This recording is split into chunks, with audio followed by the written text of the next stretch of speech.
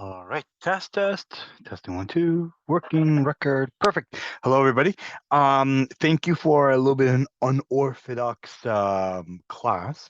What we're going to be doing is doing what they call a asynchronous class. Basically, it's a class. It's recorded. It's like a class. All right, almost like a class, feels like a class, tastes like a class, but brothers and sisters, it ain't the same class. It is a synchronous class where, unfortunately, the good part is that you can pause the record it, ignore me, whatever you like, but you can do it at your own pace, which is good. Some people are like a little bit iffy on that. The other part that's a little bit off would probably be that you can't really ask me any questions unless you want to follow up with me later on it. That's cool. I'm all up for years on that. But for today's lecture, what we're going to be talking about is chapter five. It's a little bit of a crossroad, and it's actually a little bit important because it will give you some more information on understanding the idea of estimated project times and cost, and really looking deep into how much a project costs and understanding a little bit more about how people figure out, the bigger part of a project and making sure that a project is going smoothly. Okay. Um, I wanted to keep this usually unit number five, week number five, day number five, because a lot of times it helps with our triangle. That's one thing. But another thing that's very, very important here, guys, is understanding, the whole rationale between, you know, figuring out exactly how much a project is actually going to cost you. Okay. So this is a very, interesting, but also a very informative class. It will give us a lot more information on understanding, the different parameters of what type of projects we need to make. And of course, because we know the work breakdown structures, we know the work packages, we start to figure out exactly how everything is calculated and at what cost for the project manager, for the stakeholders, for the teammates, anybody. All right. Before we start, a little bit about why this class is async. If you guys remember, my wife was expecting our first child, and he came out July 31st, healthy and sound, and definitely my wife and I are enjoying it. However, we're still, in a process, and hopefully things will get back to normal by next week. And next week, I can see you guys live with a real synchronous class. But for now, I have videos for you, and I'm willing to share with you and give you guys a little bit of a heads up. Nonetheless, guys, just to get quickly on it, usually, check mark where we are. We're in the estimates side. And if you guys remember, we're going to do U-turn in week number 6. That's kind of the midway in our class. Definitely, we want to make sure that we get there and that we're able to do the work together. So nonetheless, of course, estimation is going to be our topic for today. Learning activities, learning objectives for today is going to be understanding the estimation of project. What is the foundation for planning and controlling a project properly, making sure that every single hour, every single minute will be productive, and we know exactly what to give to the customer. We're going to be describing guidelines on estimation, how cost, resources, and everything comes together. We will describe the uses and the advantages and also disadvantages of why people do top-down versus bottom-up approach. Top-down is basically from the top. This is the project, and we break it down, or from the bottom, we look at that foundation. Which one is good? All right. We really, it all depends on the project, but definitely we have options for you. We're also going to look at about the cost association with a project. We'll talk about the schemes for developing a database for future projects and getting to know about what mega projects are and describing the step-by-step process to get a better informed option, especially on billion-dollar contract projects. And last but not least, hopefully in our key terms, we're going to define what is the white elephant of project management and provide some examples for you guys so that you're able to understand it a little bit more and focus on the necessity of it. So in our chapter outline for today, guys, we're going to look at the factors influencing the quality of estimates. We're going to talk about the estimating guidelines for cost, time, and resources. We're going to look about what the top-down versus bottom-up approach would be, what kind of methodologies, cost, and project times come together, and what level of detail, the type of cost that we are going to be looking for. We're going to also refine the different estimates that will be available, create our own database, and also what is the special purpose of the mega project. So, guys, unit number 5 is in session. Welcome, welcome, welcome.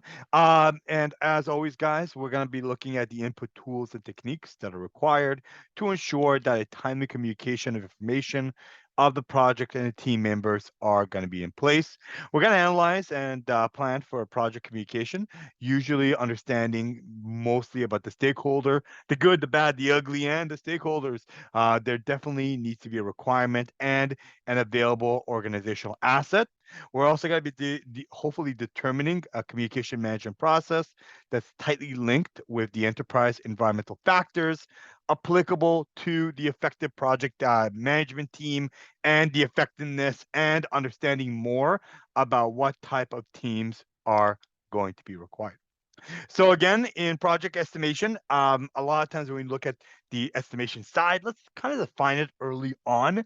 Definitely, estimation is the process of forecasting or approximating the time and the cost of completion of project deliverables. When it's going to be done, how long it's going to be done, to what degree of service and quality will be done, and of course the cost. Okay, estimate the cost.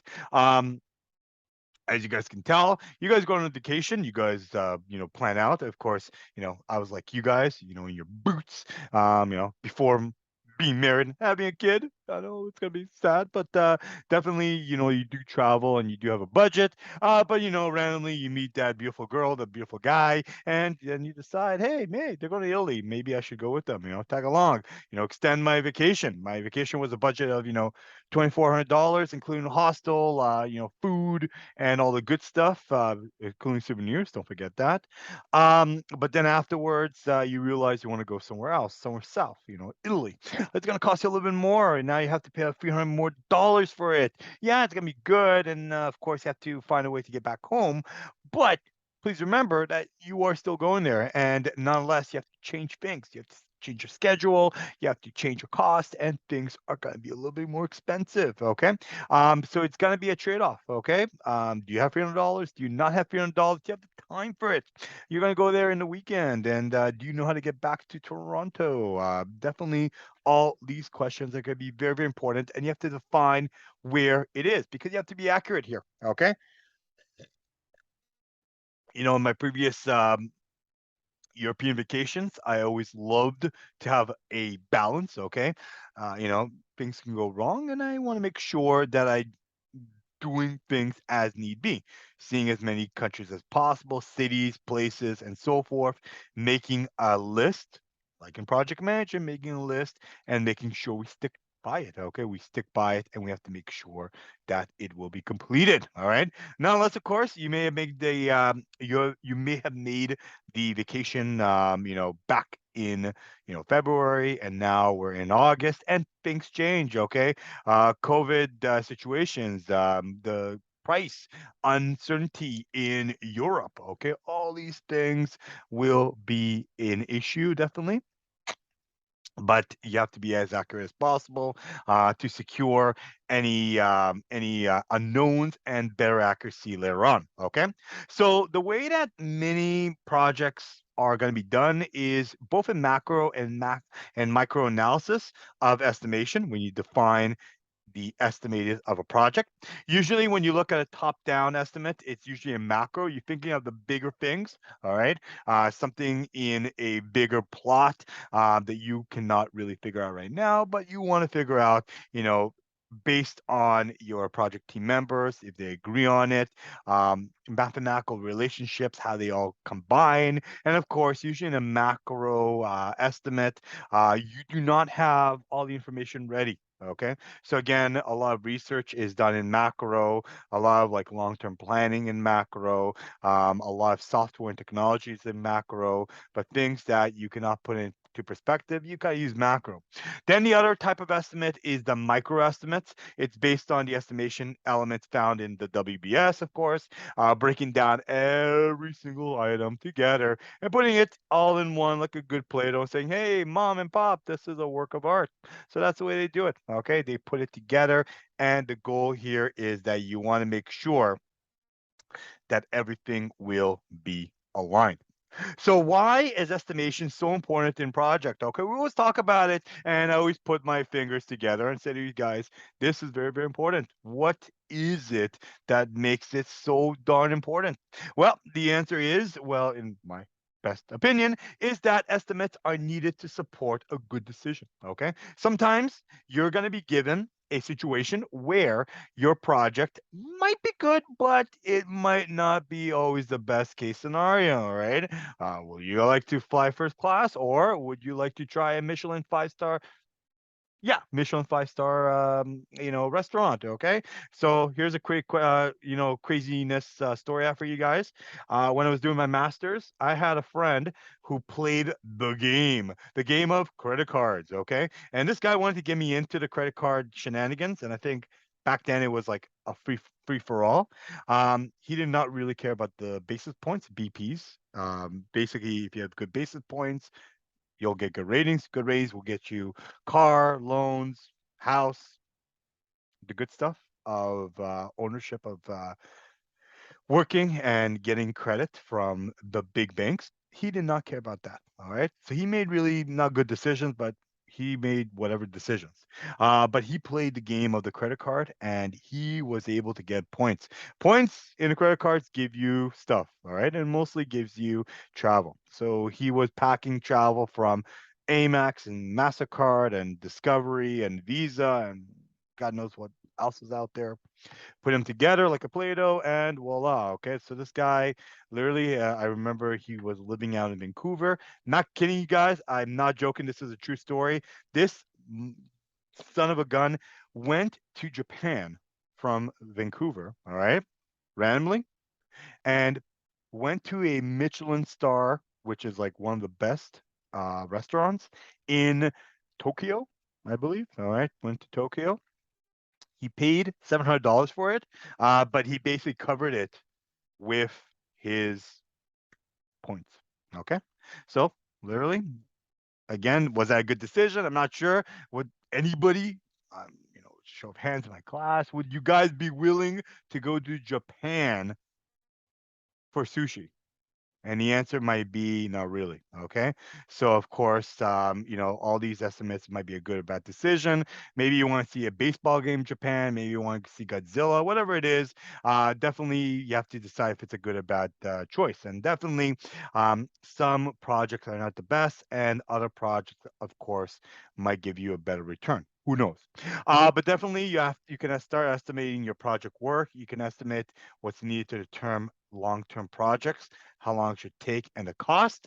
And you have to determine whether a project is actually worth doing. Okay, some projects might not be profitable. We looked at that in a different unit. Some of them are just not profitable. Okay, you don't get a good return, you're going to lose out on it, and something bad will happen. Okay, so you want to make sure that's actually worth doing. You want to confirm it. Okay, you want to make sure that if you're asking $3 million, that $3 million is all you're going to be asking for, and that 3 million will get you 10 million. Okay, so you got to get a good ratio out there. So again, you want to make sure that everything is worthwhile doing. You want to develop a good cash flow. You want to determine how well the project is progressing, and nonetheless, of course, that everything is going to be in place. Okay. So, what factors are actually pushing quality of estimates and making sure that the project is actually going to be tangible? Well, number one, you're looking at planning horizon. You want to make sure that the planning horizon will be there. You want to see how complex the project is. You want to make sure that you have the right individuals, the right manpower to actually do it. That the company, the project structure is going to be synchronous. People agree on it. It's not that, yeah, we like your project, but Johnny's project is even more important. So please step aside and let them have their say.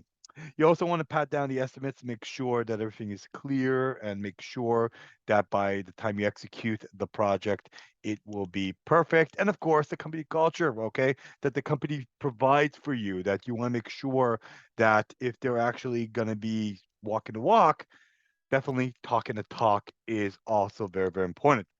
But definitely, there's always going to be other factors that will go in, and you definitely have to estimate your time, your costs, resources to make sure that everything will be combined and will be easy to do altogether. So nonetheless, of course, when you start to estimate your time, costs, and resources, you want to make sure that everything's going to be aligned. We remember that from our last conversation. Everything has to matter. Okay. Some project managers are basically they're probably reincarnated in their past life as an accountant. Every little penny goes into the project, and they want to make sure that every hour, every penny, every single work package is going to be assumed and there's going to be some form of ownership on it. Okay. So, definitely one of the major things that project estimates have to look for is who is responsible for it. Okay. Literally, I've seen before we had events and the host did not show up. All right. How did that happen? Okay, so we have to make sure that responsibility is very important. People and their estimates are going to be there. The time units, you want to make sure that they all add up because again, if you told using the vacation mode. If your European trip is a month and you go, I have some time, there's no time to spare. If you go over, a time and a half, look, sorry, you go like, an extra few days, meaning you're going to go for all of August and then, you're going to come back in sometime in September.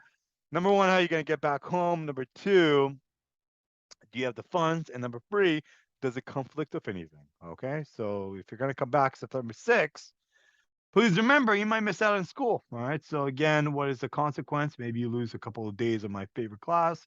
But nonetheless, of course, time units add up, and you definitely want to make sure that they will be in place. You also want to make sure that everything will be independent. There will be contingency plans of what ifs. Okay, what happens if you're going to be seeing a festival in Europe and then all of a sudden there's a rain? What happens? Of course, I'll give you a scenario here. Years ago, when I went on a Euro trip, I think it was part of the not the breakdown, but if you guys remember, there was a we call this in the 1990s political term the Balkanization, and there was de-Balkanization where the Balkans in Europe broke apart, and basically it wasn't the break part, but it was where Serbia and Montenegro split up, and now we only have Serbia and Montenegro, but they're not a country anymore. So Montenegro broke up, and I was about to go there, but ironically, all right, and I have multiple passports. Ironically, the Canadian passport was not useful. All right. So basically, I had to find a contingency plan. All right. Would you want to stay? I think I was in Hungary back then. Would you want to stay in Hungary for a little bit longer? Or would you probably want to go to Croatia, probably Albania, or whatever it is? But nonetheless, of course, there was a problem. Okay. Montenegro and Canada does not recognize one another. Okay, so as a result, my passport is null. They refuse to give me visa. They refuse to give me entry, and I have to find out the contingency plan here. Okay, same thing, of course. If you're going to go to the Louvre, okay, Louvre, the lineup is from here to Hong Kong, and it is impossible to get in. Okay, and definitely you have to remember that you have to look at the contingency plans and the risk associated with it. Because definitely, when you try to avoid surprises, definitely the stakeholders want to make sure that everything goes in place. Okay. They do not want to get something that will not be very well done. So, of course, there's two types of estimates that you're willing to do as we defined it. Number one, the estimate, of course, is top down, the whole macro approach. Usually, when we look at the macro approach of estimation, it's derived from someone who uses experience and or information to figure out exactly the project duration and total cost.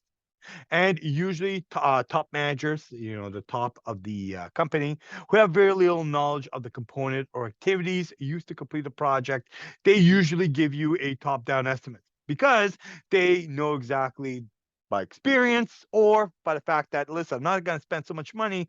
uh, if another company did it for $50 million, I'll probably give $50 million or so for that project. Okay.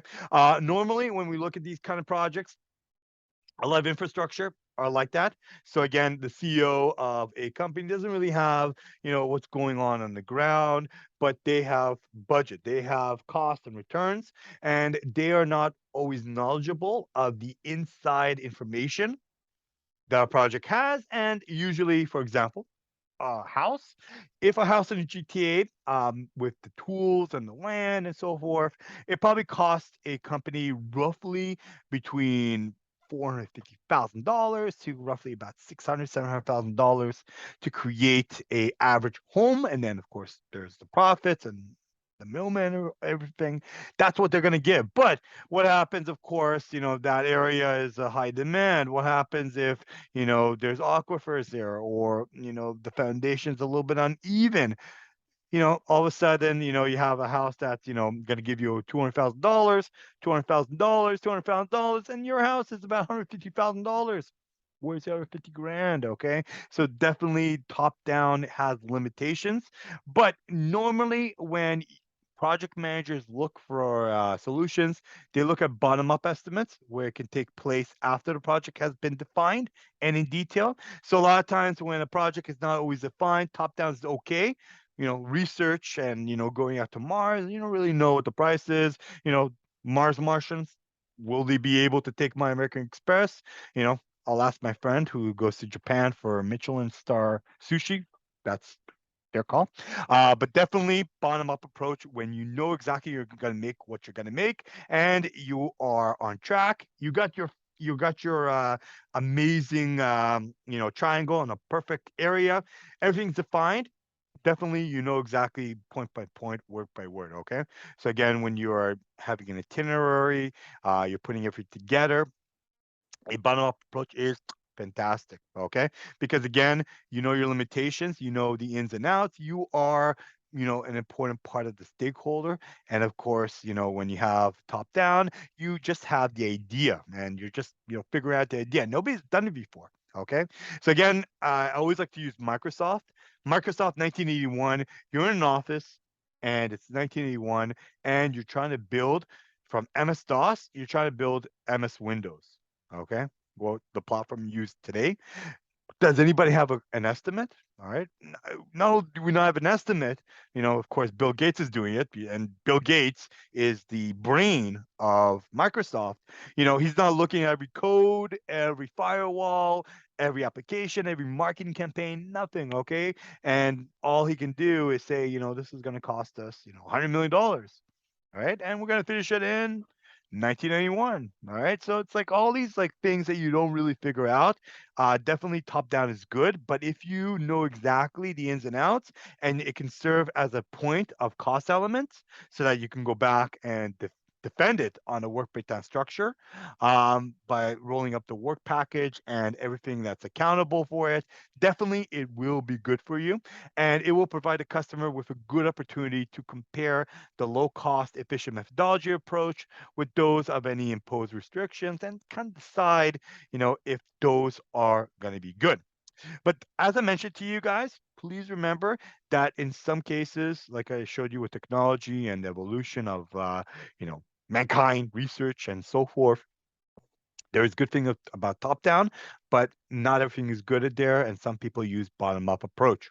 So again, please remember, guys, that there are conditions for preferring top down versus bottom up, and kind of a checklist that I found out for you guys is that if you have, for example, in a top down and macro environment, strategic decision making definitely it will be good. Okay.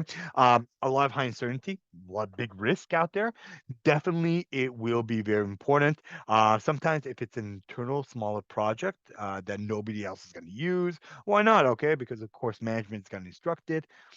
They're simply going to have a top-down approach, and nonetheless, of course, if it's very unstable scope where a company just simply wants an opportunity, I showed before where pharmaceutical companies want to go after a project, okay, and they end up finding something else, okay. So we always talk about pharmaceuticals, okay, and again, I told you that companies are doing projects where they're simply going out there, and their goal is that they want to go out there and hopefully find the next cure. But then they say, whoa, whoa, whoa, whoa, whoa, wait a minute here, this area that we did is a little bit off, and there's a big opportunity down the line for something different.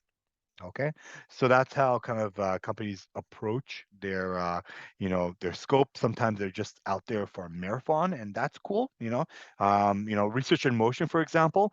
Um, I wouldn't say research in motion, but if you guys remember Nortel, Nortel is like the Canadian Dream versus turned Canadian Nightmare. Um, when they broke apart, they did not sell. Well, they sold their assets, they sold their property, but one of the biggest values they had, along with research in motion, was they had a lot of patents. Okay, so again, companies kind of make up their own ideas. For example, one of the biggest things that RIM had was they always had the patents. Okay, things that, for example, um, you know simply said that nobody else did. All right. But they came out there on the scope that they're going to make a cell phone or a smart cell phone. Okay. So one of the things that turned out was that Research in Motion and BlackBerry, they had a lot of unstable scopes because their two head honchos kind of decided where they're going to go, but they failed miserably because, of course, you know, Apple, Android, and so forth. They kind of took over the market, and pushed, the free amigos, we call them, Nokia, Motorola, and RIM off the chart. But that happened in 2007, and now we're in 10 years after. It turned out that some of those patents that they developed in, the 2000s, late 2000s, were actually useful in, get this, cars, automated cars. All right. So what they were doing is that they were putting them in automated cars, and the idea that they wanted to do here was that they wanted to use it because if you have hackers and so forth, definitely you want the cars to be protected. And of course, that was a very unstable scope. The scope was, don't let hackers get into your smartphones. And by gee golly, I remember there was controversy in the Obama days, Obama administration, where everybody, including Obama, were using Blackberries. What can you not use an American-made phone like Apple? Well, of course, the patents. Okay, and the patents ended up, CIA and the secret security services uses BlackBerry. Well, you can tell that somebody driving an automated car in the next 3 to 5 years, they're gonna, drive it safely from point A to point B instead of having the 16-year-old, punk, with their computers, hacking the system and making me go into what do you call those donuts, in the middle of the intersection. Okay. So definitely it is very important. And if you have unstable scope, top down might work for you. Where does bottom up approach work? Well, when it's cost and time, it's important, meaning that, the customer does not want either the cost, the budget, the resources, or the schedule to go over. Definitely bottom up approach is very important because you know exactly what to do in order to get to the final end. And if it's a fixed price contract, meaning that they're not going to go over, then unfortunately, guys, you as a project manager, and your company will have to pay for it. Okay. So I told you guys that there are some houses that are made, and the profit for most, in my humble opinion, from what I've heard, was that most construction companies make roughly about 200K after in revenue with a house. So if they're making less and they actually make a minus, then definitely it's not worthwhile, right? So that's where many companies just simply walk out. But in fixed price contract, you cannot really renegotiate it. You cannot negotiate it 14 weeks before you're finishing the project. Hey, by the way, that house I'm making for you, beautiful house. You and your wife are gonna love it, but at the end of the day, I need an extra, 50, 60 grand to pay it off. Okay. Uh, some people will bite that, and some people say, "Hey, well, good luck for you. It's going out of your profit." Okay, so definitely, that is where bottom up approach is very important. And of course, if the customer is nagging you, wants all the details up front, definitely, it will be very, very important to give that to them early on. So again, the preferred approach in defining a project is that whenever oh no when you define a project, definitely make a rough top-down estimate, okay, so that you're going to be doing the approach on the bird's eye view. You can clearly see what's going on. Definitely develop, as we saw last week, the work breakdown structure and the company breakdown structure together so that we can see exactly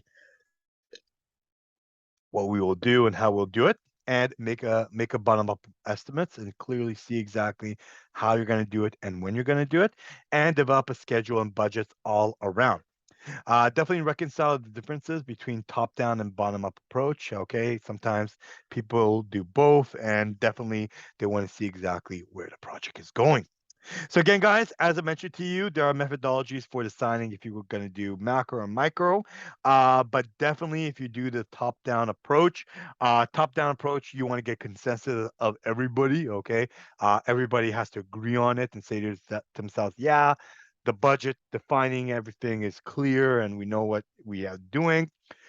Look at the ratio methodology. See, for example, what $1 investment of this project, even though it's going to be high or low, what kind of return you want to get. And again, sometimes companies say, well, if it's like a 1-for-1 and 1-for-2 ratio, not going to be worth it. But if it's like you're investing $1 in the project and get like $50 back, that's a pretty fine deal there. Okay, so definitely you want to look at those areas, look at portions, methodologies, look at any points of method, put it into your system. Sometimes MS Project can look at top-down approach and can give you a good guesstimate. But again, guesstimate has so many different areas here. You can look at different variables, exchange rate, international projects, risk, and so forth. And definitely, it will be very, very important. There's also learning curves. Okay, sometimes companies want to learn, and top-down, what better way to do it? All right, but then definitely bottom-up approach has been done before. So houses, of course, if the companies are going after $200,000 per house, definitely they know exactly what to pick, and definitely they do not want to go below or after unless they have something really important to put in there. There is a parameter of different specific tasks they have to do. Okay, so again, every house is different, but a lot of times when you look at the houses, all the houses more or less are the same. And then, of course, you can look at range estimation. And then in range estimation, you can put exactly how you want to look or figure out what the project is going to look like.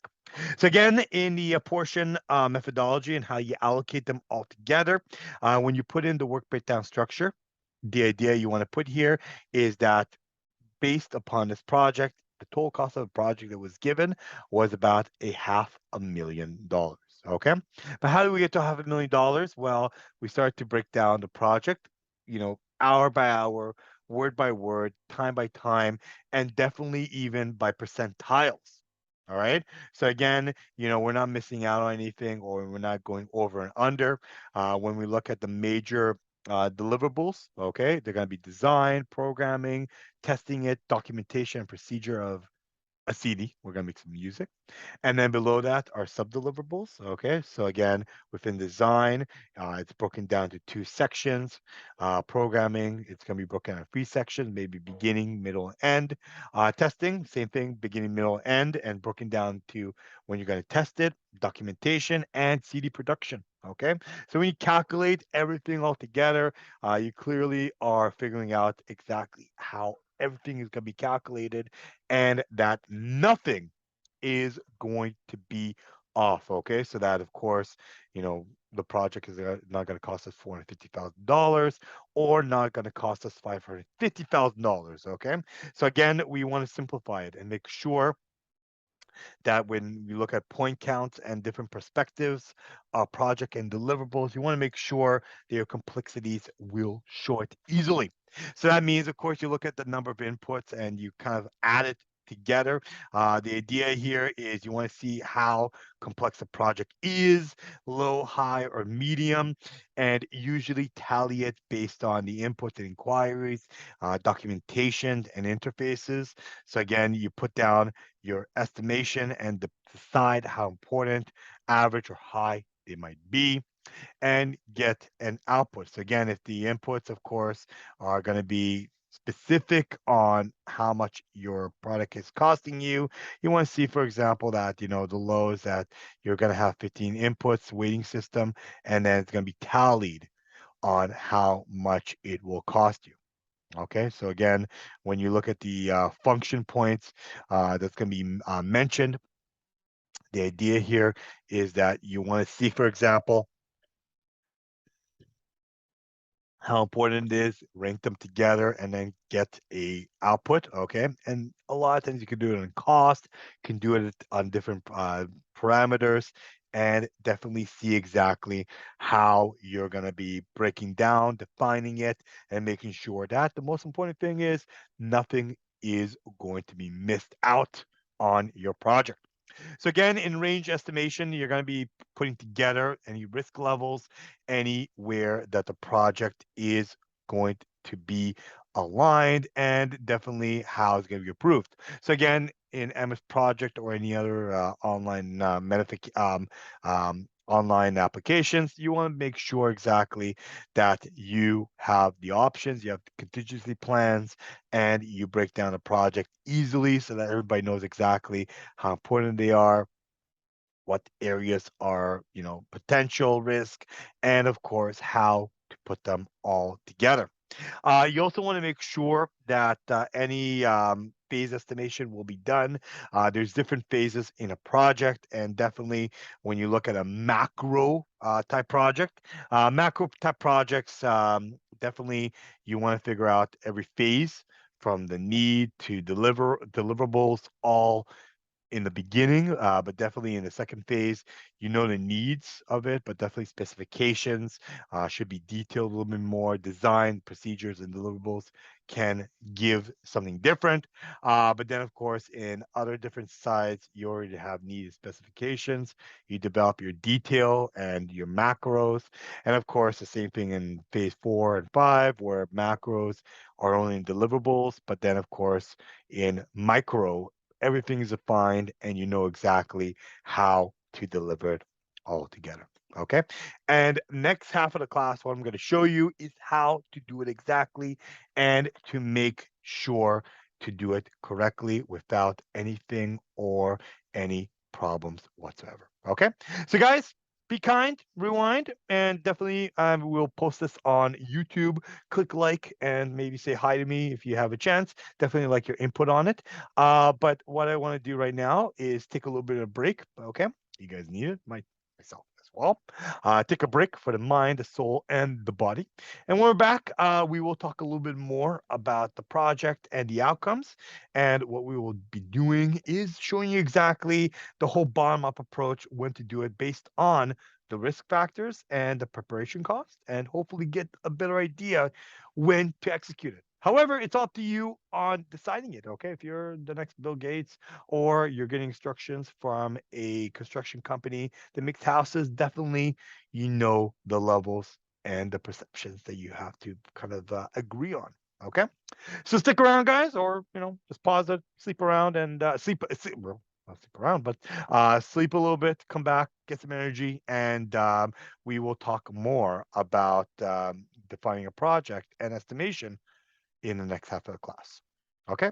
Enjoy your break, guys, and we will talk very, very shortly. Take it easy. Resume. All right. Welcome back, everybody. Hope you had a good break. I did myself. Again, guys, this is the asynchronous class. You probably clicked on the YouTube slide, YouTube link, and that's where we are. As I mentioned to you guys, I had a family thing going on. All right, family change, family expansion, we call it. And as a result, I could not be with you guys this wonderful section and the day that we usually meet. We could not have done it together. But it is going to be live. I'll keep it till most of the semester. So please, guys, if you guys want to rewind it, go back, ask me questions, email me by all means. I will be more than happy for it. Other than that, what we are going to be discussing in the next half of the class is the top-down, bottom-up estimation and the intended ideas from it. So let's talk about the top-down. Top-down, as you mentioned, is macro. Definitely, it is for the bigger projects, the bigger deals, the projects which we call the mega projects, which don't forget about it. I will tell you about it very, very shortly and give you some good examples. I love examples. Who doesn't? But definitely the idea is that you're looking at top down in feasibility. Can you not do it?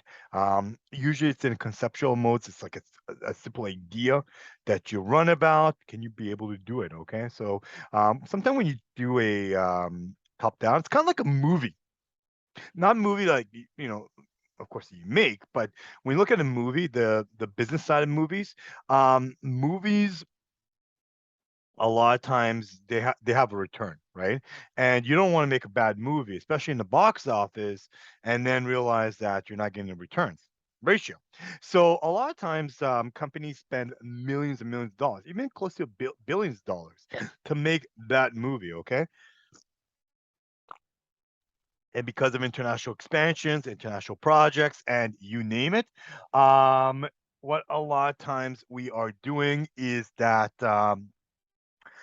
we need to understand the conceptualization of it. So, simply said, a small fine print paperwork of whatever item you're making. A lot of times you're putting it together.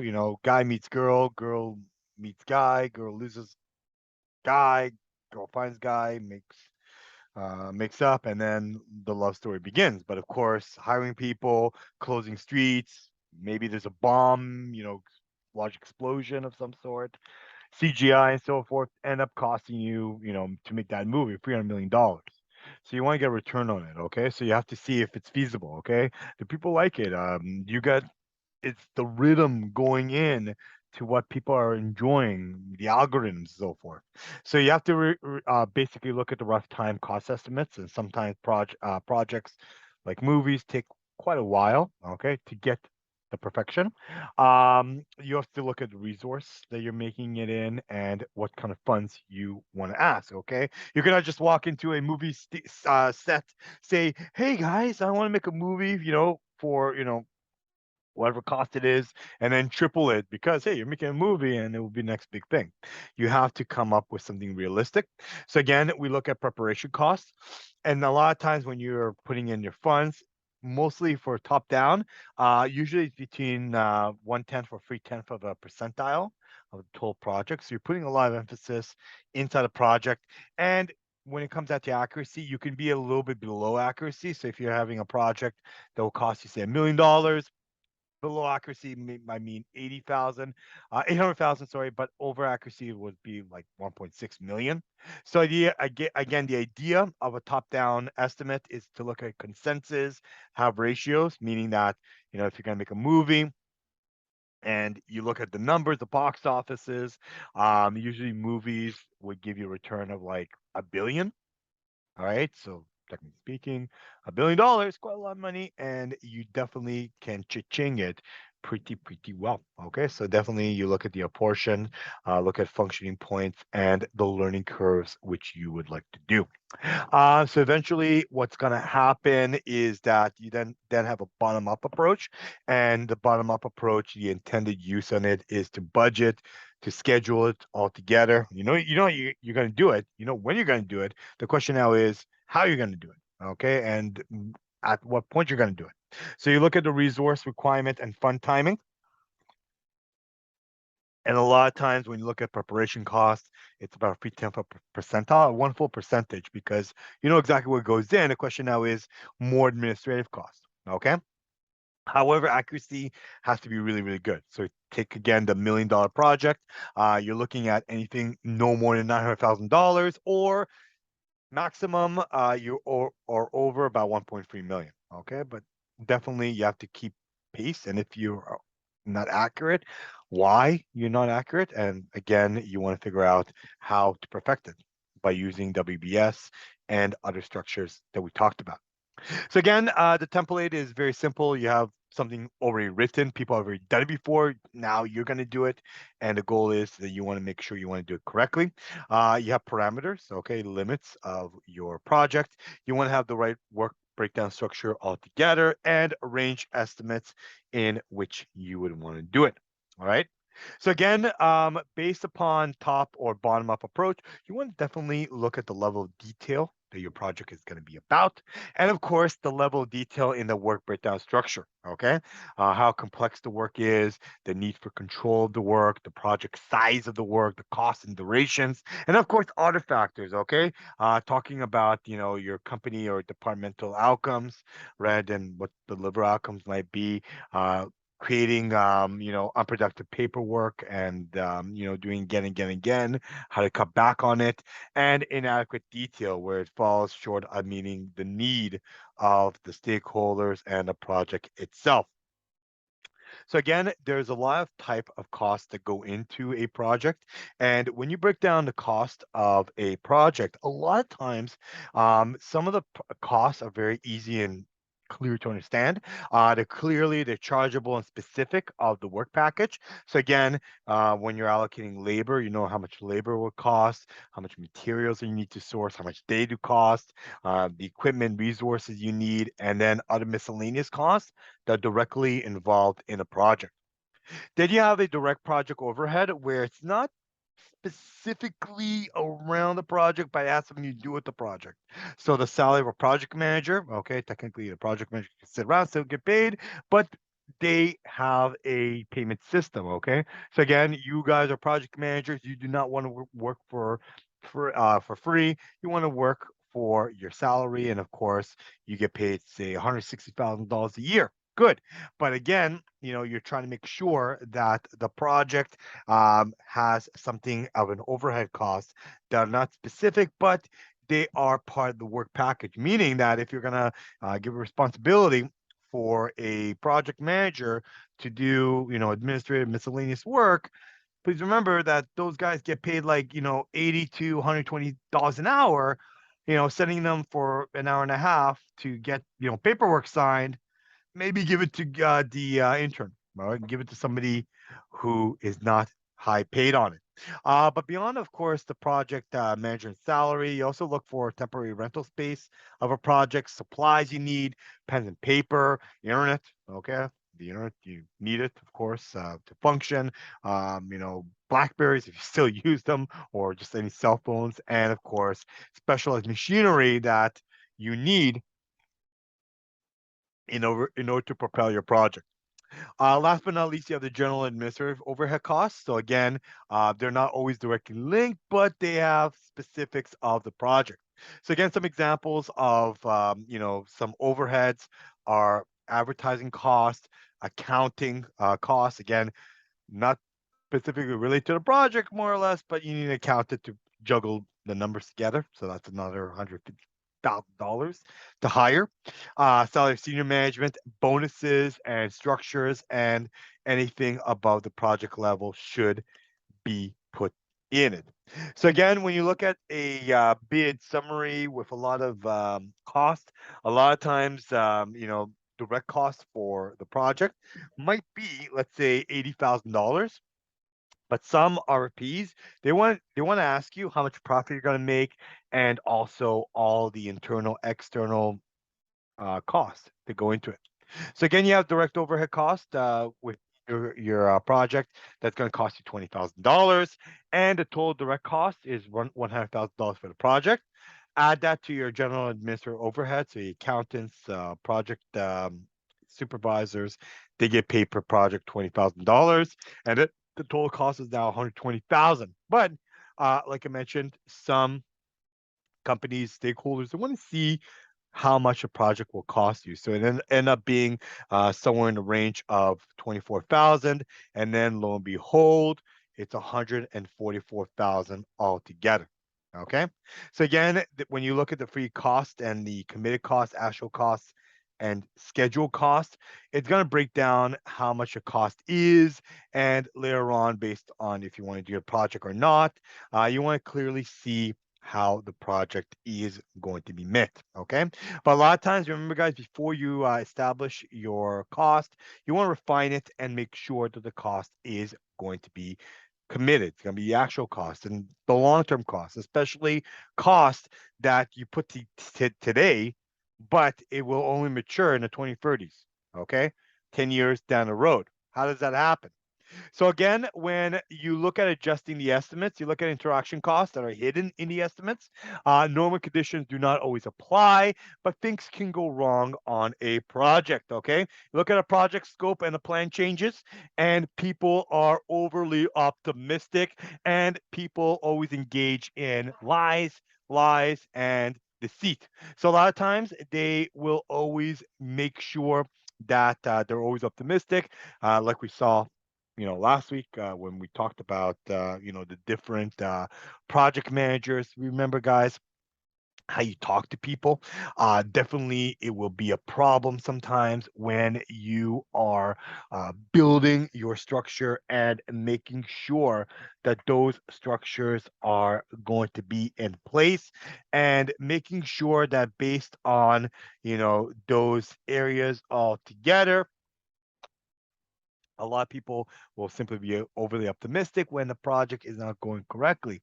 So sometimes when the project skyrockets with the price, they're going to try to protect their triangle, and be as optimistic as possible, even lie. Okay, lie, and not tell all the hidden costs altogether, which will be a problem.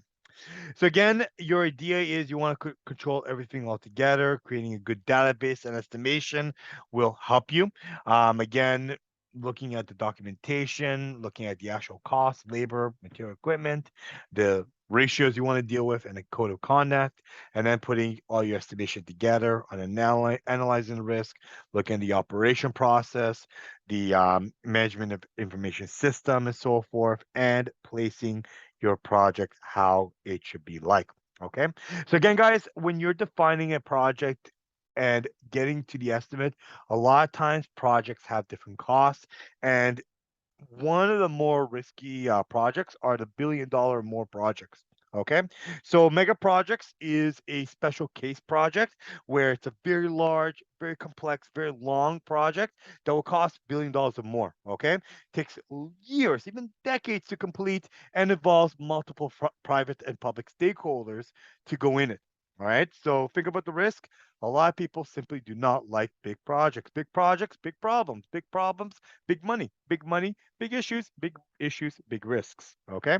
So again, there will be examples of it, like we saw, high-speed rail lines. The first thing that comes to mind, of course, is the Metro Links. It's like the never-ending story. Okay, I literally have a project all of a sudden, consulting projects, and I live up north, and of course, I was like, hey, why not? Let's go and use public transportation.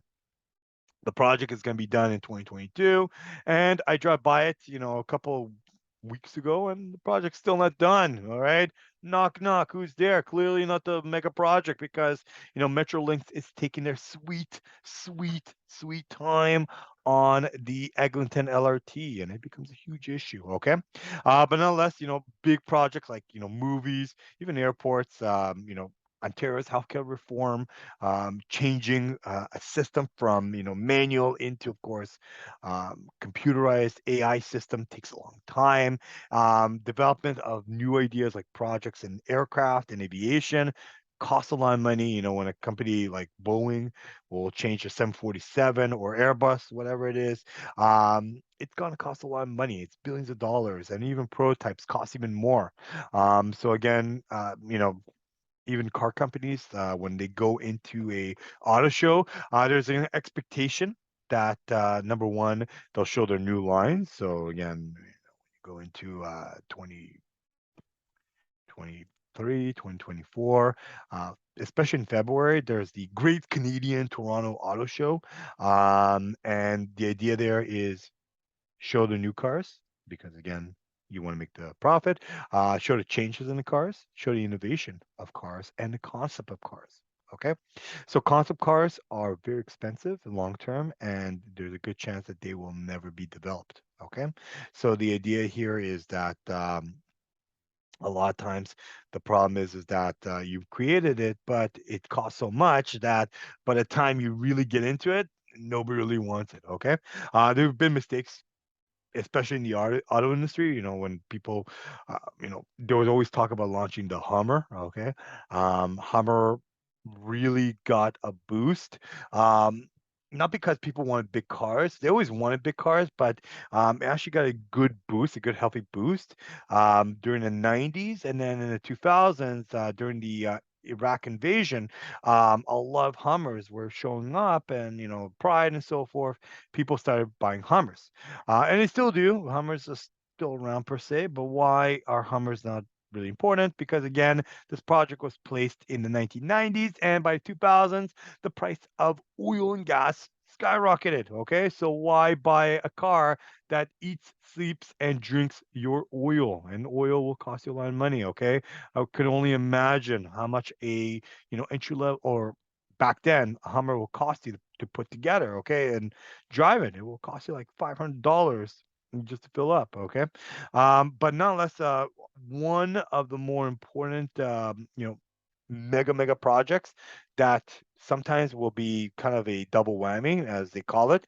Double whammy is project that cost more than expected and undervalue on benefits of the project that were to be provided. And Olympics kind of wins it. All right. Why is the Olympics? Well, number one, Olympics cost a lot of money, and number two, you have to bid on the Olympics, like an RFP, bid on the Olympics, and hope that you would win it. Okay, and the problem with that is that whenever you are bidding on the Olympics, you're bidding on today's terms, but you do not know what the future will lie in. So a good example of it, a more local one. There's kind of two stories here. The first story starts in the 1970s, Montreal, 1976. Montreal won the bid. Okay, and the scope of the project was Montreal, the city, was going to do it. But then when you stretch out the scope and I'd say, the whole project was a little bit off. And again, coming back to my days of being a master's student, if you guys are interested, I did my master's in business in Kingston, Ontario, and I usually like to, bike trail, learn about history and so forth. And there's actually an Olympic Park in Kingston, Ontario. How? Well, turns out that Kingston was actually one of the other satellite locations for the Olympics. So the Olympics stretched like 3, 4 hours. And then when you think about it, all of a sudden you need new venues, you need transportation, you need people coming from Montreal to the game and so forth. It costs a lot of money and they took a big hit on it. Okay. So after it was done, they had, the 1970 price, the 1970 numbers, and you can actually imagine they invested money beforehand. I believe during the Expo days when Expo 67 was available, they started looking at the numbers and realizing, of course, that, you know, based upon, everything, the number's going to be stretched out. And lo and behold, guys, short notice, as always, there's books about it.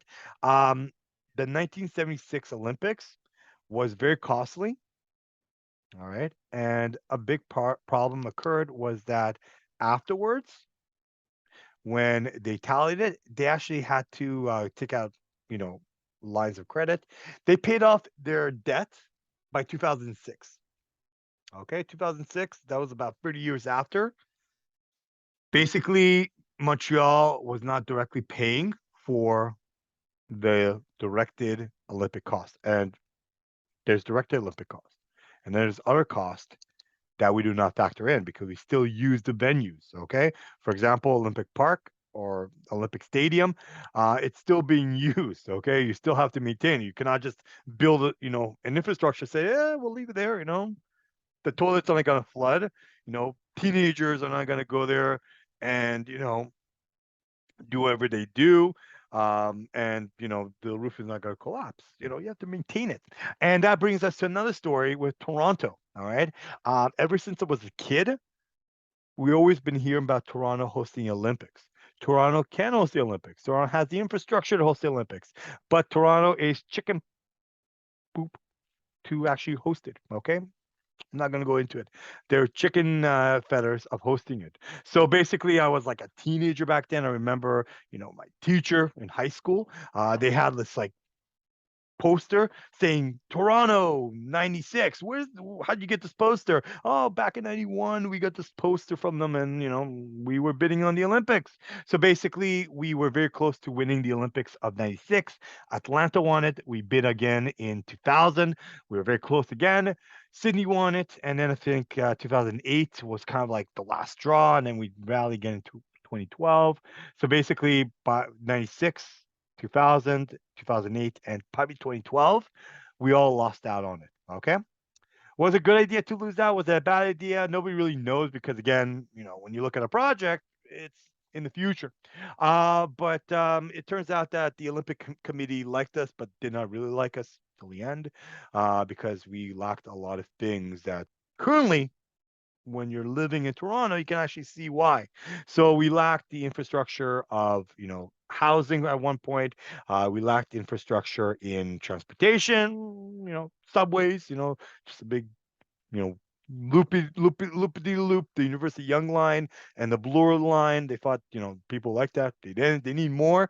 And clearly living off, the 400 highways and measly roads would not give you the Olympics. All right, so you need more. Okay, and some Olympic bids, they go above beyond. They literally make a new city within their city, or they build like a whole new tunnel or a whole airport. Okay, so it costs a lot of money, but maybe it's a good reason why because when you look at the Olympics, um, we got kind of like a learning curve from the Pan Am Games.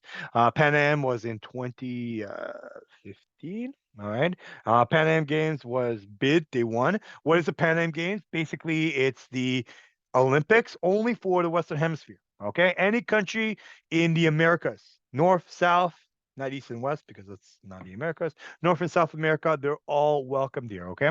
Pan Am Games was seen as kind of like a sissy Olympics because technically it's not the whole world. Nobody really cares about it. And, every region has their own Olympics. Okay. So technically speaking, Europe has their own Olympics and, micro countries like Liechtenstein and Andorra, they went pretty big there. Okay. But then they go up against, Brazil and Argentina and Australia and South Africa and they lose royally on it. They're not even there. So everybody has a chance and Canada was awarded on it.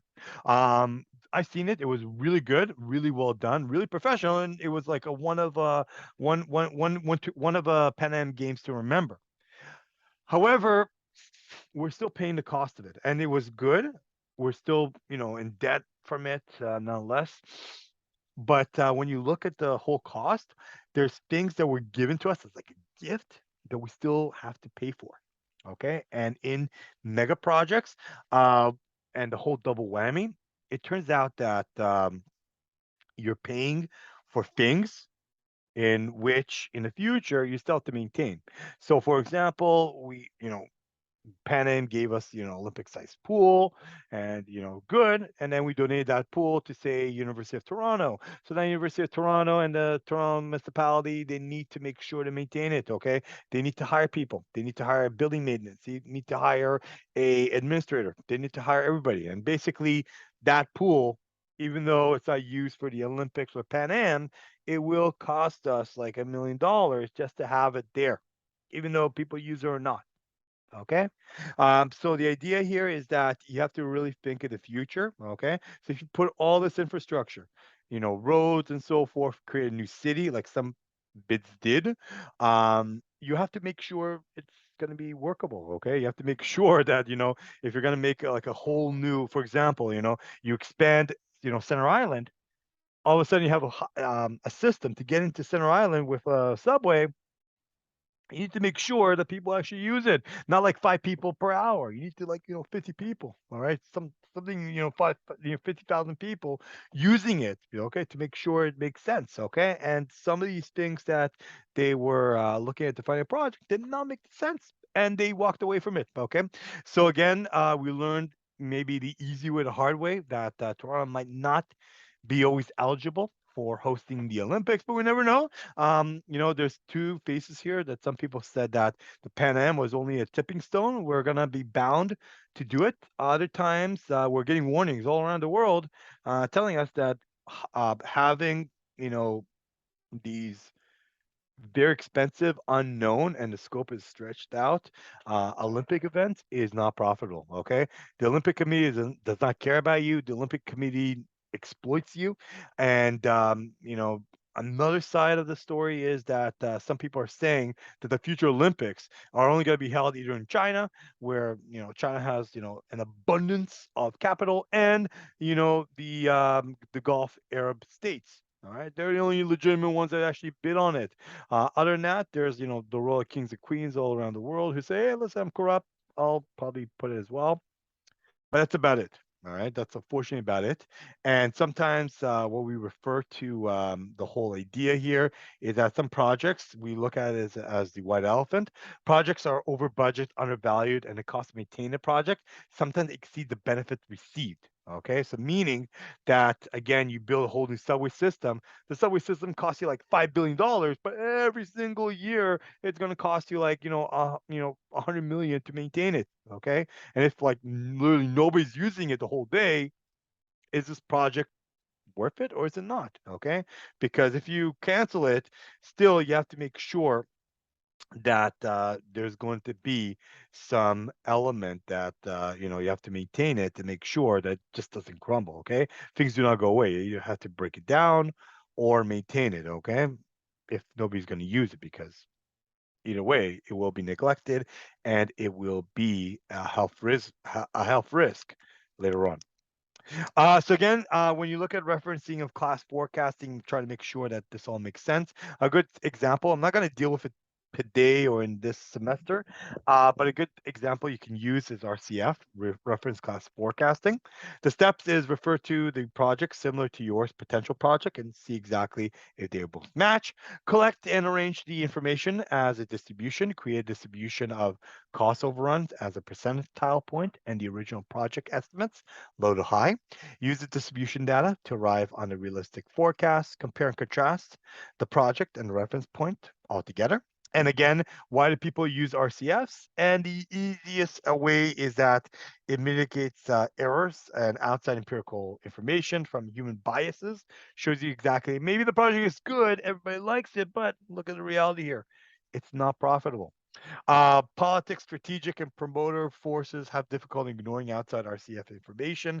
And clearly, if a politician says, listen, have the Olympics, it will raise your levels of quality of life, will be a saint for everybody.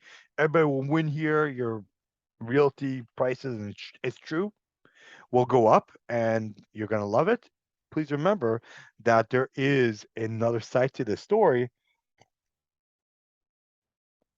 And the other side is, of course, that there's going to be a lot of issues in the future. All right. So again, this serves as a reality point, a reality check for bigger project, large projects. You can't always have what you want, and definitely it will give you a little bit of a shock of what the future says about a project.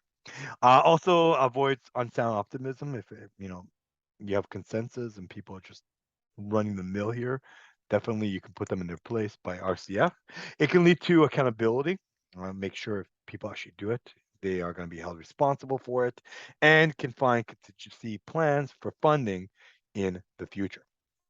So, if you guys would like, just to speed up our conversation, I've given you some key terms. If you guys would like to look over it, from white elephant in the room, where after you do a project, it costs you a lot of money. RCF, mega projects, direct cost, overhead costs, top down, bottom up approach, range estimation, and beyond. Definitely look over it, and it will guide you into the future. Other than that, beyond our conversation, to get the dates correct, because sometimes I fumble the dates. And let me just see here. Good, good. Okay, good. I did the dates correctly this time. All right. Before we go, I just want to mention where you can find the information. First and foremost, in today's unit, this is going to be probably the last time that we will discuss openly about the PM book. I will only give you references of where to find the information, but this is kind of the last time that I will openly give it in class, right? What we will be doing is, definitely, I hope that you get the PM book, and wink, wink. There's other places where wink, wink, you can get it from. I cannot say where, but definitely you are required to read part one, section 10, and part two of section 4.7 of the Guide to Project Management Body of Knowledge. I left some information on important announcements on it. Look over it. It's on Unit 5. Click on it. It will give you a lot of information of what you need to do. On top of that, there's articles that I would recommend you reading. Dr. Abdullah, Dr. Khalid talks about social media in project management communication, how you use it. Definitely play a good role on it. And we usually have a discussion, but I'm going to let the discussion off. Discussion was kind of cool, this one. This one puts you in groups, and you talk about an ERP system and how to make an ERP system functional in your organization. Okay, how to determine if there's a need for it. Okay, so I was going to put you in a pro versus con side of the project. If you want to read about ERP, I would have to explain to you about for about 20, 30 minutes. But nonetheless, guys, as long as you see this video, you participated in the discussion that we had today in your hearts, I will definitely give you some LA 5 marks, okay? But definitely the pro and side con of communication is about the formula you want to communicate and the idea you want to get out of here. So what I've done is I gave you guys two areas of ERP, why ERP is good, why ERP is bad. So again, if you would be randomly placed on either side, and how would you like to bring it into a company? What is the investment of it? And how to sell the potential ERP to companies. The other side is why ERP is bad. Explain why it may be harmful, why members do not use it to the fullest, what are risks involved, and the actual cost that you need to put together. So again, I put you guys in groups, pro and con, but definitely you can see for yourself why a ERP is good, why it's bad. Very costly, but many companies simply do not like to use it. Okay. Now, let's guys. I also want to talk about the midterm paper. So officially, midterm paper is open on August the 2nd, and you usually get a good week or so to complete it. This one I will extend it until Sunday for everybody. It will be due Unit 6. So as we come back, that's the idea here is that you need to complete it and get it to me as soon as possible. Okay. Make sure that you can complete it. It will be worth 50% of your mark. Okay. I will release the notes and cases for you to complete anytime this week and also give you some time next week to complete it. Okay. So you guys have like 2 weeks kind of to complete it. Please complete it by week before week 7 because again, there's deduction beyond my control here. A lot of times people are constantly sending me a message saying, "Hey, sir, I send it late. Don't deduct any marks." It's like it's a negotiation here. I cannot negotiate this. This is a school policy. You agree on it. You sign on it, and literally you are breaking integrity by sending me an email asking me about it. Okay, if you have something above and beyond, sure, there's channels you can open, but please remember, guys, that you need to complete the work on time. So again, guys, if you click on important announcements, I pinned this midterm paper. This is not a midterm exam; it's a midterm paper. And what you need to do is read over the Ajax project. Okay. This week or next. After you complete it, you will differentiate the idea of what a functional dysfunctional conflict is in the PMO office, project management office. You will analyze the complexity of project team issues on projects in transition, especially projects that sometimes do not succeed, and figure out the need and the importance of project planning to meet the demands of a troubled and unorganized project like the one we are going to be talking about in the Ajax paper. So the rules are very simple, guys. The paper is aimed at applying the various topics and areas on project leadership in the case of. So submission is very clear. You are going to read the paper, Ajax project in the case study. The idea is that the paper is you guys will delve deep into the concept of project uh, chapters that we talked about from Unit 1 to Unit 5 and what we covered, and sourcing additional more information about looking at the case study and looking at a concise summary of it. You will detail for me what is expected and the introduction, how to compromise, and make sure that the paper is going to be legit. And the idea, the tip I want to give you guys, because this marking scheme is going to be the same for your final paper. Final paper is no case study. It's simply going to be a topic we talked about and something you want to pick. So the idea you want to look for is that it will not compromise, more than 10% of the paper. The research body is going to be 7% of the paper, and the remaining will be about 20% conclusion, reflection, application, and so forth. So the idea here is the paper should not be about more than 1,200 words. Please, guys, remember, guys, I am from the house of quality, not quantity. I look at your quality of your paper, and I want to see that you do a good job. It's APA format. You must have two academic sources. I gave you two earlier today about sources. You can pick them, PM Book and the scholarly reviews. Look over them. Lots of articles I give you guys week by week. It will help you. And submissions must be done through Turnitin. Please, guys, remember Turnitin is very important. They work closely with us, and again, some students want to bypass it and send it to me by email. Sometimes emails go into spam. I do not see it. Student gets a zero, and the crying game begin. Okay. Please remember, especially for midterm papers, do not send me by email, only by Moodle. If I don't get a Moodle, I cannot open this. And I'll show you what this is. It's the rubric, your rubric, okay? So the midterm paper is entitled of 100%.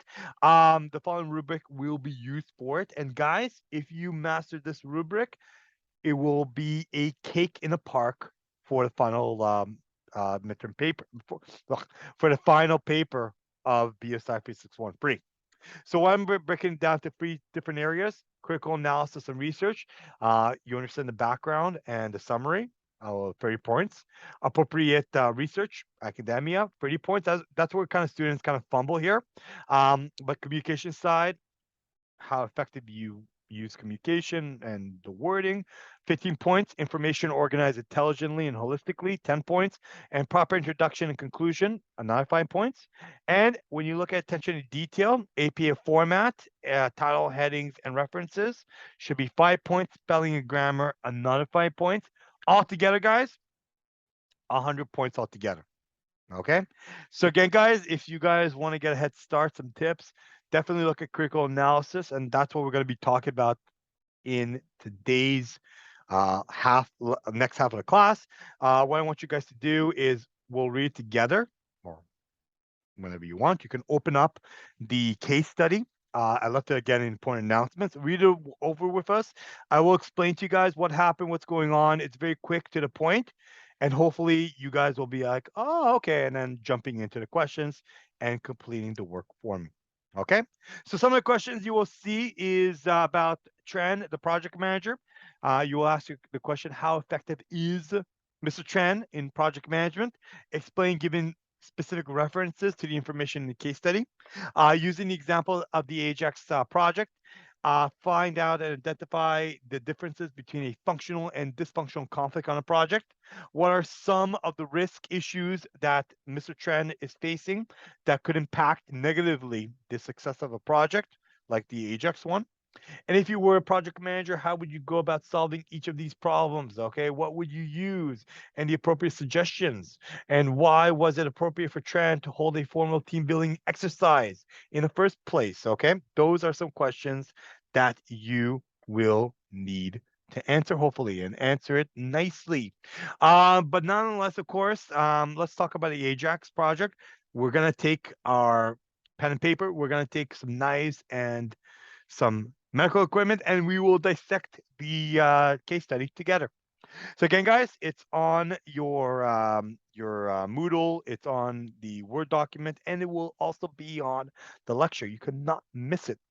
So what is the Ajax case? Ajax case, it's all about Tran.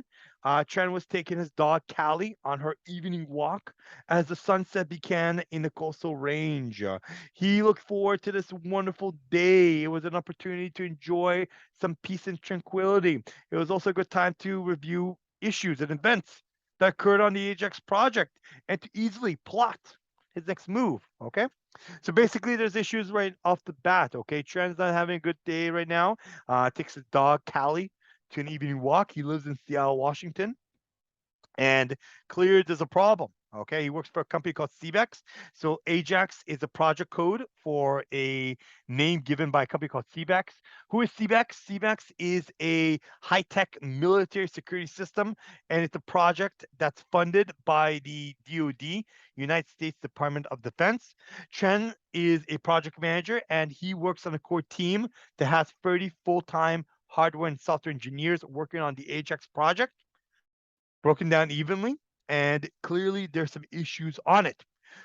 Who is Mr. Tran? Tran and his family fled the country of Cambodia during the, I'm going to say, a civil war, or the wars in the 60s and 70s there.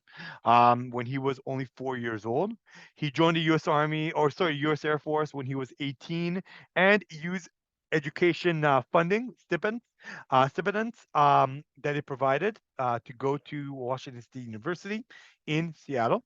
He then joined CBEX after graduating with a dual degree in mechanical and electronic engineering, fancy, fancy. And after working on a variety of projects for 10 years, Tran decided that he wanted to enter management. Good on you, my friend.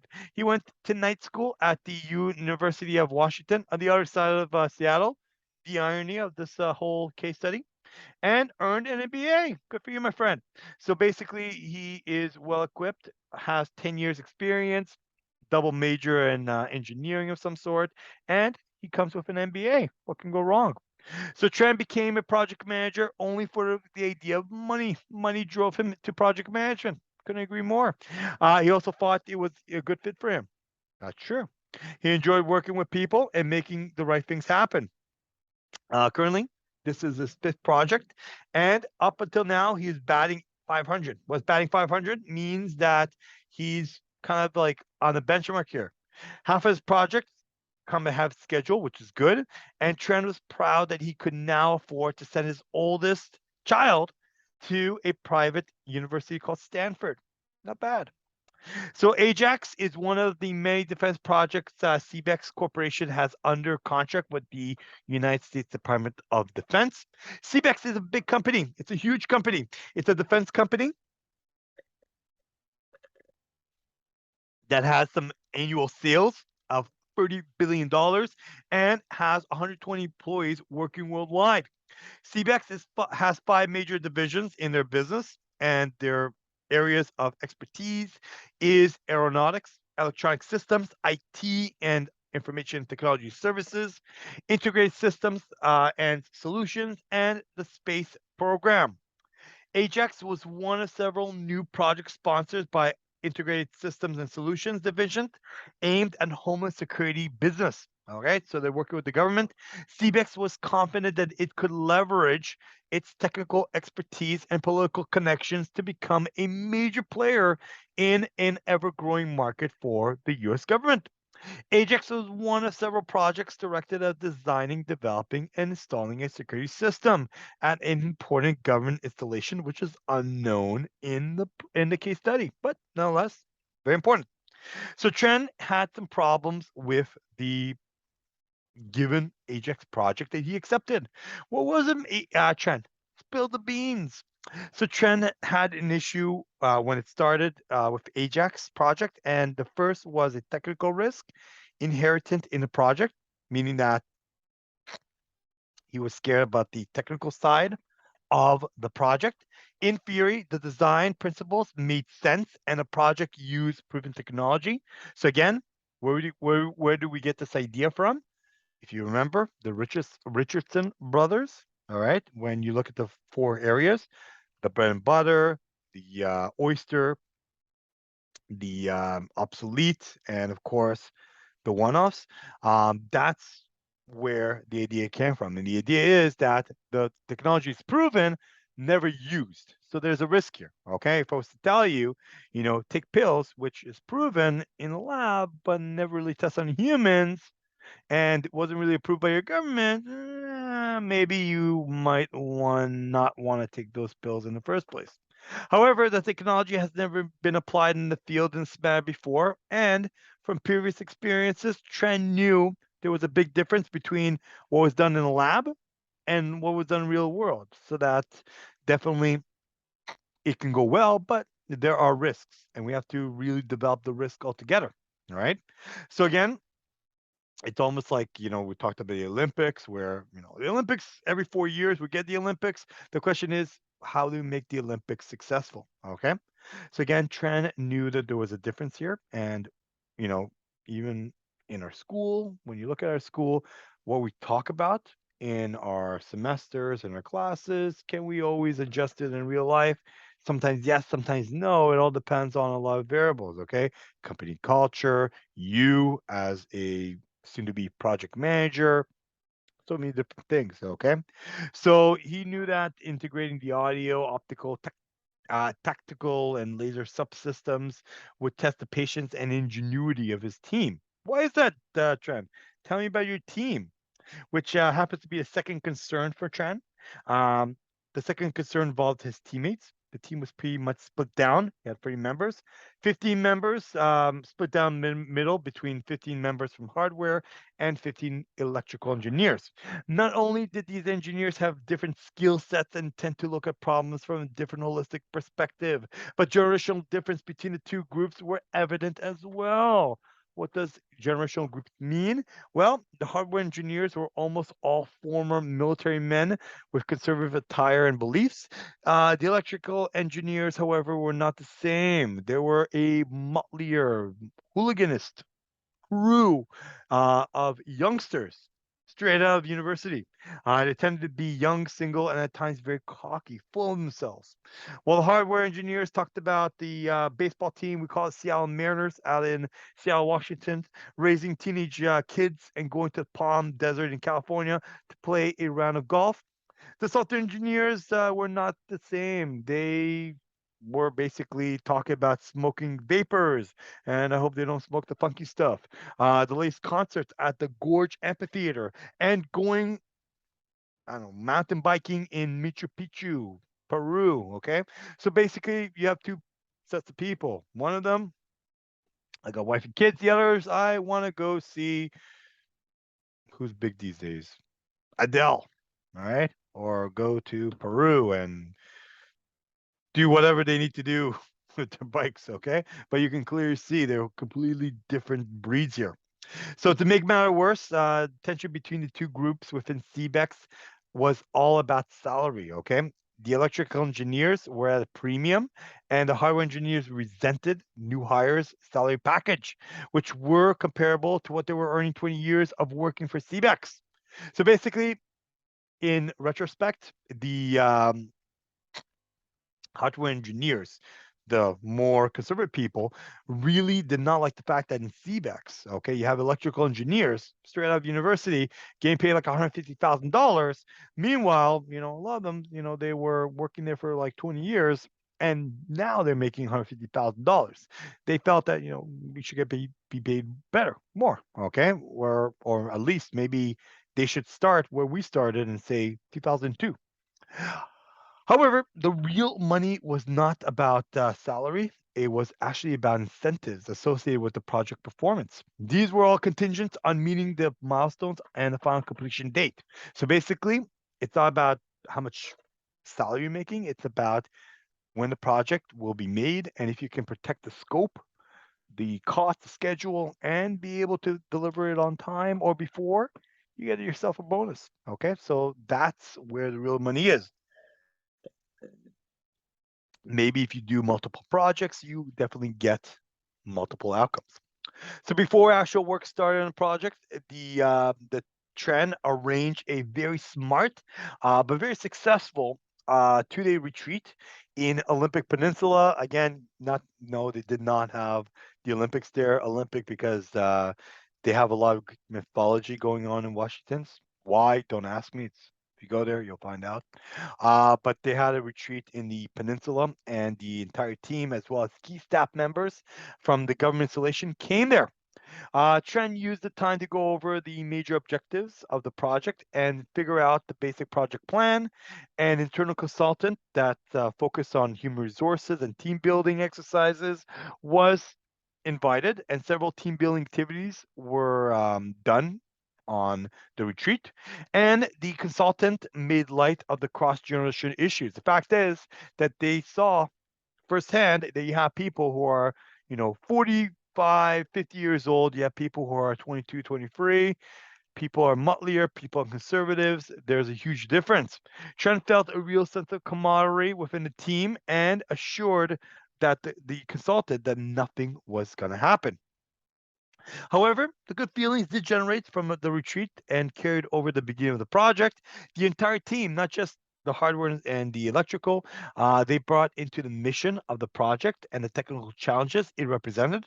Hardware and electrical engineers worked side by side in day number one to solve issues and problems and build the system that Ajax was looking for. The project plan was built around a series of 5 tests, 5 milestones, with each milestone test being more rigorous than the other and rigorous verifications of the total system performance. So if you pass each test, it represents a key milestone for the project. And the team was excited about conducting the first test, which they call the alpha test number 1 week earlier, only to be disappointed. Wah, wah, wah, by a series of minor technical glitches that took 2 weeks to fix and to get the problem solved. All right, so basically, we're ahead of time. They test, they were behind time, but it was okay because, basically, it kind of leveled each other. However, even though they failed the first test, the team worked hard and extra hard to make up for lost time. Trent was very proud of them on how the team and how the members had worked together in harmony, in sequence, in the idea of incentives. They worked really well, and Trent really liked it as a project manager. So what they did, they got things together and they started their second test. The Alpha 2 test was conducted on schedule, but once again, system failed to perform what was needed. Uh, this time, 3 weeks of debugging was needed, and now they had to add onto their schedule on fixing the debugs on the Ajax projects, and the team received the green light to move to the next phase of the project, meaning that they fixed it and they got the green light to go ahead and proceed. But this time, the goodwill that we saw Monday morning when everybody came together had been tested a little bit, and emotions were a bit high. Okay, it was a bit fragile out in the office. A cloud of disappointment descended over the team as hopes of the bonus that we were looking for was quickly vanishing earlier, faster than we've seen it. And because of that, bonuses disappeared with the project failing further behind schedule. And this was augmented by cynics who felt that the original schedule was actually unfair and the deadlines were impossible to begin with.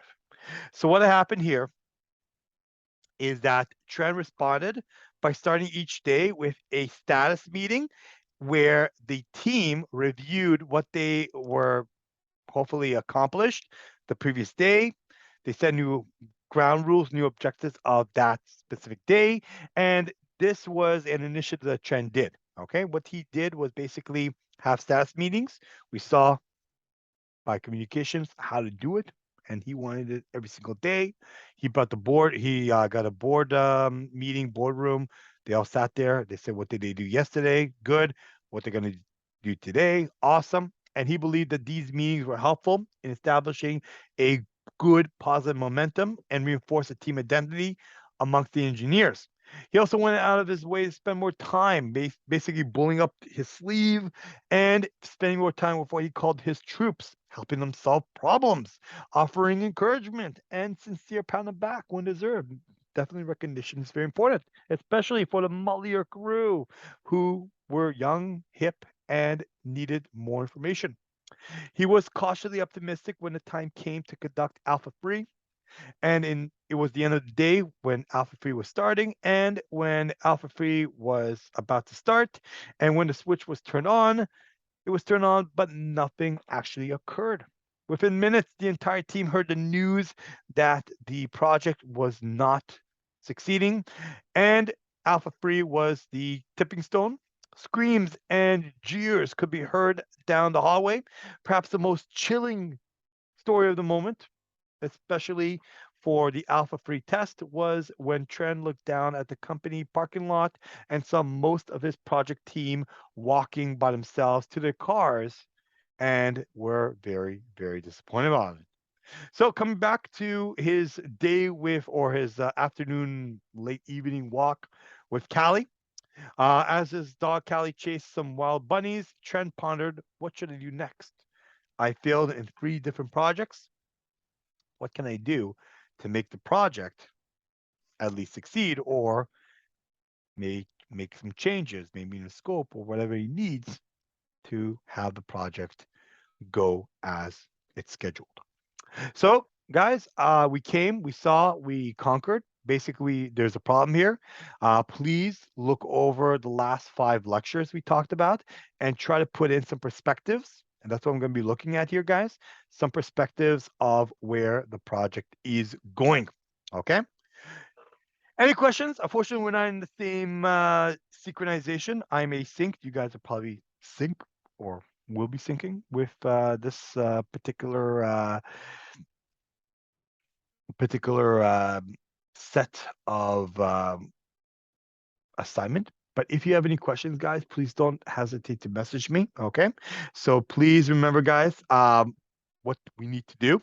So by now, and I'll show you it together before we conclude. If you look at important announcements will guide you for the next 2 weeks. I give you a hard copy, a Word document, the same one we did on the same one we did with the lecture on PowerPoint. I gave you a Word document. If you guys want to use it, go ahead. I give you a reading from PM book. That would be the last readings that we will be taking them together. The next ones, I'm just going to give you the page or the section. You open it, read it, you're good to go. And today's lecture. Okay, gave you today's lecture so you can read it over. Please complete the Ajax case this week or at your earliest, because again, you guys have only a handful of days to complete it. And I will give you the timeline to do so. So the timeline is that we're currently in week number 5. So you have all week number 5, all week number 6, and you have to submit it by week 14. Okay, so I'm giving you guys a little bit of an extension, but please remember, guys, that by week number 6, the end of week number 6, and to week 7, please complete it. Because if you don't complete it, it will not be good. Okay. Other than that, let me just see if I have it here. Nope. I do have it. Let me just open it. Hello, everybody. Let me just see if where it is. Ooh, hold on. I'm just gonna stop it here. I need to cannot minimize Zoom when you are recording the meeting. Makes sense. Okay, let me just see if I can bring it here. Good. No. Why is it not letting me do it? Huh. Let me try one more time. All right, here we go. Okay. So this is the submission. Okay, so please submit it here. But what I really want to show you together is that if you look at over important announcements, under important announcements, what I've given you guys is 2 or 3 things. So first thing first is the unified communication. Everything is you need is here. Okay, lecture. Part number 1, section 10, part number 2, section 4.7. Please look over it, please read it, and hopefully get it to go. And for those who are taking the leap of faith, guys, for the midterm paper, please look over it and please complete it, okay, so that you will get a head start. Again, the original copy, the hard copy we call it, is right here. Please read over and you'll be good to go, okay? So in conclusion, guys, part number midterm paper is pinned. Communication management is what we talked about today and how we define a project. Definitely, it's very important. Please read it over and complete it at your own will. All right, guys. So that does it. Okay, we are done. I'm going to upload it as we speak online, and definitely, guys, make sure you look over it. We will complete it, and we'll get things going. All right, guys. Have a good one. Take it easy, and we will talk here next week. We'll be together. Thank you guys again for the sync understanding. As you guys can tell, I had a son, and it's beautiful. It's amazing. First time, and definitely adjusting, but definitely helping out with everything. And hopefully, we'll get back on track by week 6. All right, guys. Sayonara for today. I wish you guys all the best. You guys were amazing, and take it easy. And we will talk next week, same time, same place. Stay safe, stay warm. Thank you guys, and God bless you for all the nice wishes. I wish you guys all the best, and have yourself a wonderful, wonderful, wonderful day. And we will see each other here next week. Take it easy. And hey, put a like, okay? Put a like, say hi, and definitely, at least you saw it and you enjoyed it. Let me know what you guys think. Enjoy. Bye for now.